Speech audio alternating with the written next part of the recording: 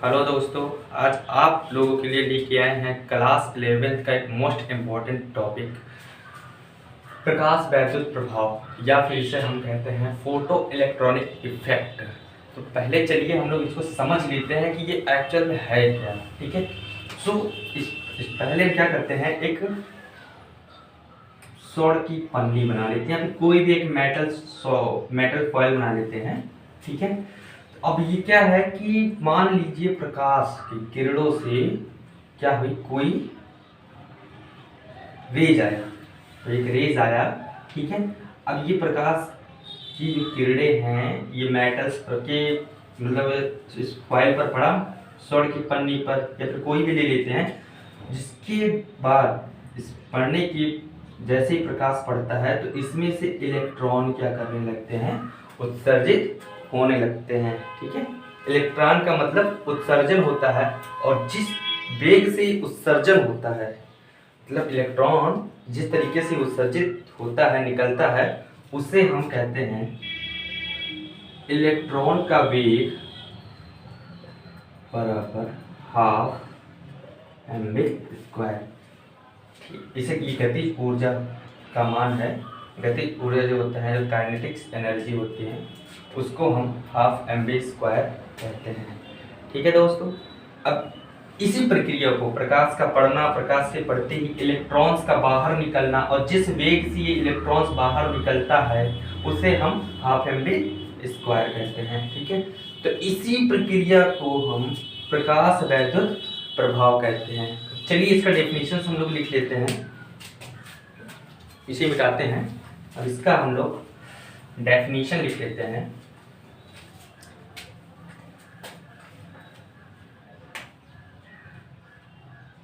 लिखते हैं, जब किसी धातु की सतह पर, यहां से लिखना शुरू करते हैं,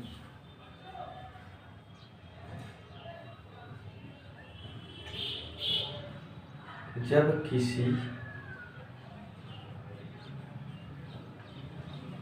धातु की सतह पर किरण या उपयुक्त तरंगदैर्घ्य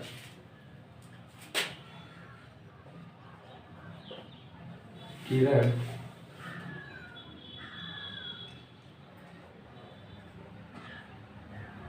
उपयुक्त तरंगदैर्घ्य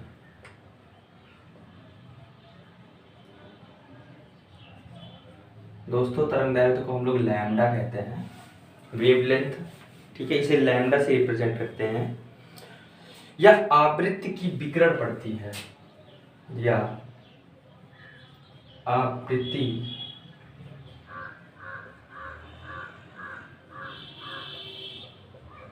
की विकिरण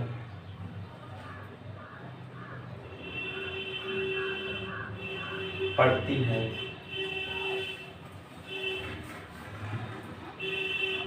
तो उस सतह से इलेक्ट्रॉन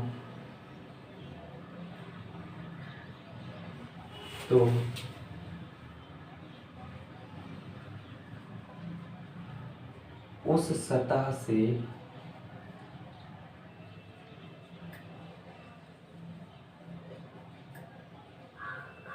इलेक्ट्रॉन का उत्सर्जन होता है।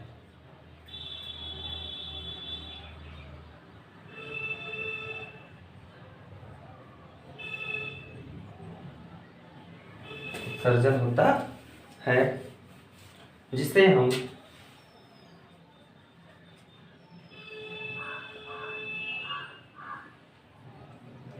प्रकाश का वैद्युत प्रभाव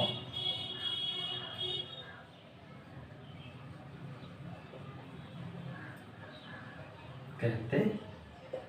मतलब प्रकाश का वैद्युत प्रभाव या फोटो इलेक्ट्रॉनिक इफेक्ट है, यहाँ पे लिख लेते हैं हम लोग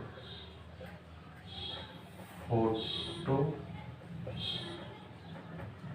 इलेक्ट्रॉनिक इफेक्ट कहते हैं। तो दोस्तों आपको समझ में आया, मतलब कहने का मतलब ये है, जब कोई भी धातु की सतह है, हमने आपको भी बताया था, मान लीजिए मैंने क्या किया, एक मेटल्स ले लिया कि किरण उपयुक्त तरंग दैर्ध्य का मतलब होता है जो इस तरीके से चलता है। कोई भी गतिशील पदार्थ जिसमें काइनेटिक्स मोशन होते हैं, मतलब गतिज ऊर्जाएं होती हैं, वो सभी वैसे जो मतलब एक माइक्रो स्कोप पर देखे जाने वाला जो वेव होता है या कण होते हैं, उनके अंदर अगर गतिज ऊर्जाएं होती हैं तो वो एक तरंग दैर्ध्य की तरह या वेव लेंथ की तरह बिहेव करती हैं। तो उसी चीज को हम तरंग दैर्ध्य कहते हैं। आवृत्ति की विकिरण मतलब रेज, जब कोई भी आवृत्ति या फिर प्रकाश की किरण इस सतह पर पड़ती है धातु की, तो धातु की सतह पर पड़ते ही इसमें से जो इलेक्ट्रॉन का उत्सर्जन होता है उससे ही हम प्रकाश वैद्युत प्रभाव कहते हैं। और जिस वेग से मतलब इलेक्ट्रॉन्स का जो वेग होता है, इलेक्ट्रॉन्स को वेग मतलब जिसकी गतिज ऊर्जाएं होती हैं उसको हम क्या कहते हैं, हाफ mv स्क्वायर। ठीक है दोस्तों, तो चलिए हम इसको ये देखते हैं कि आइंस्टीन्स परिभाषा लिख लीजिएगा आप लोग। अब हम हेडिंग डालते हैं, आइंस्टीन द्वारा प्रकाश वैद्युत प्रभाव की व्याख्या। चलिए हम लोग कहते हैं आइंस्टीन द्वारा प्रकाश वैद्युत प्रभाव की व्याख्या।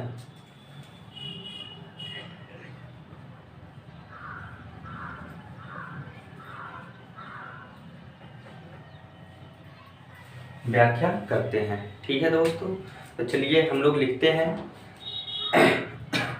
आइंस्टीन के अनुसार, लिखते हैं कि आइंस्टीन के अनुसार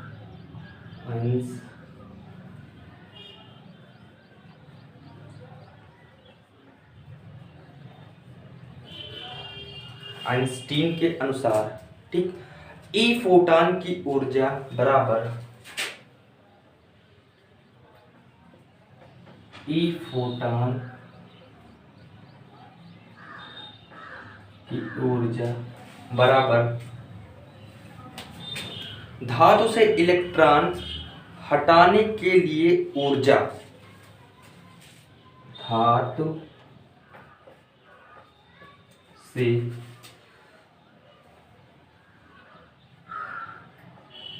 इलेक्ट्रॉन हटाने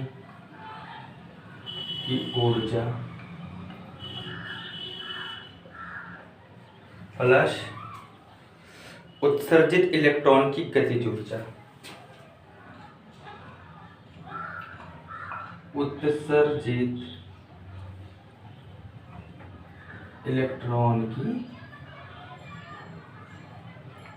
गतिज ऊर्जा। तो दोस्तों आइंस्टीन के अनुसार, आइंस्टीन ने क्या कहा था, एक फोटोन की ऊर्जा।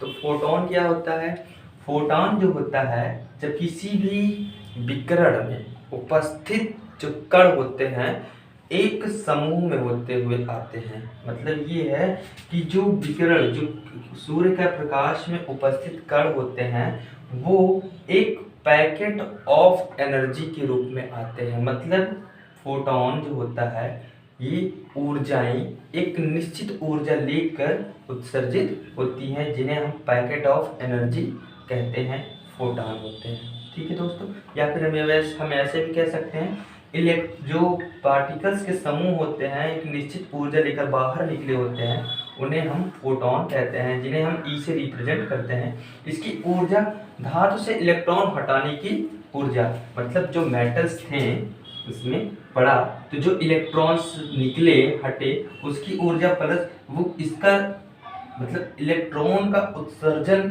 की जो गतिज ऊर्जा है प्लस वो। ओके दोस्तों, तो चलिए हम लोग क्या लिखते हैं,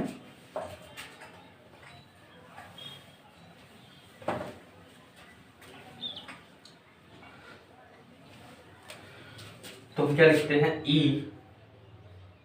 बराबर एच वी।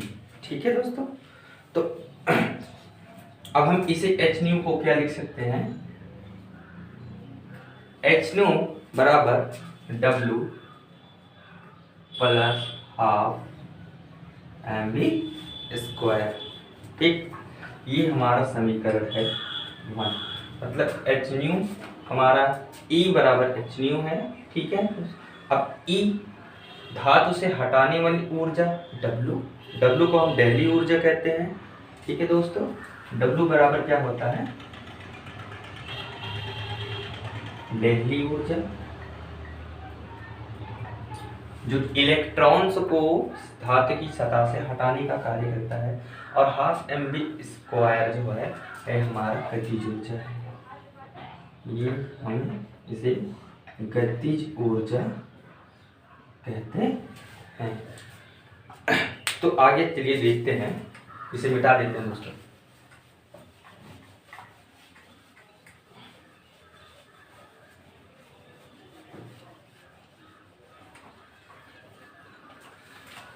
अब दोस्तों क्या है कि W, जो हमारा W है, ये कार्य क्या कर रहा है, ये कार्य कर रहा है धातु से इलेक्ट्रॉन हटाने की ऊर्जा, जिसे हम लोग क्या कहते हैं, जिसको हम लोग MB भी कहते हैं। मतलब तो हम क्या लिख सकते हैं, W equal to H mu naught. Okay दोस्तों, वे कह सकते हैं, मतलब इलेक्ट्रॉन हटाने की ऊर्जा क्या होती है, मतलब MB बराबर इलेक्ट्रॉन हटाने की ऊर्जा, तो M मतलब W वही कार्य है। W क्या होता है, दहली ऊर्जा, मतलब इलेक्ट्रॉन हटाने की ऊर्जा। तो हम W को क्या लिख सकते हैं, W equal to H nu लिख सकते हैं। ठीक है, जहाँ पर एच न्यू जो है दहली आवृत्त है, ये जो V न्यू है, सॉरी ऐसे लिख देते हैं, तो V न्यू दहली आवृत्ति, इसे हम दहली आवृत्ति कहते हैं। ओके दोस्तों, तो हम समीकरण 1 को क्या करते हैं, लगाते हैं, समीकरण 1 से तो क्या लिखते हैं,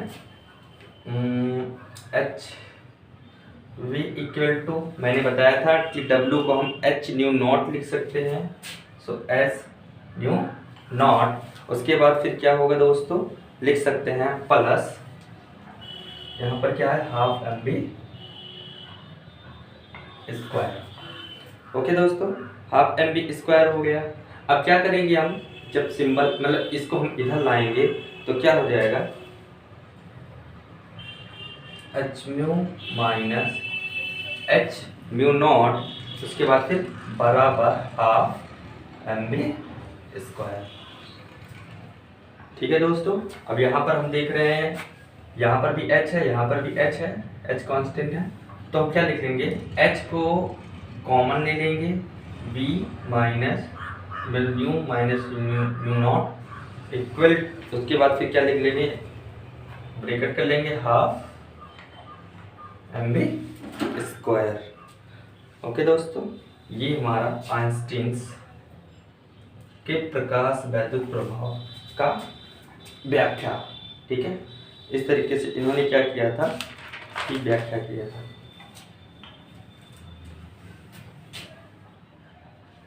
गणितीय रूप से। तो दोस्तों ये हो गया प्रकाश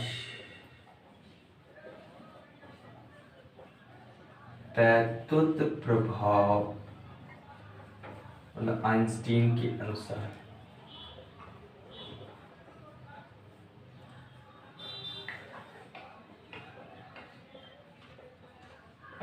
प्रकाश वैद्युत प्रभाव की गणितीय व्याख्या।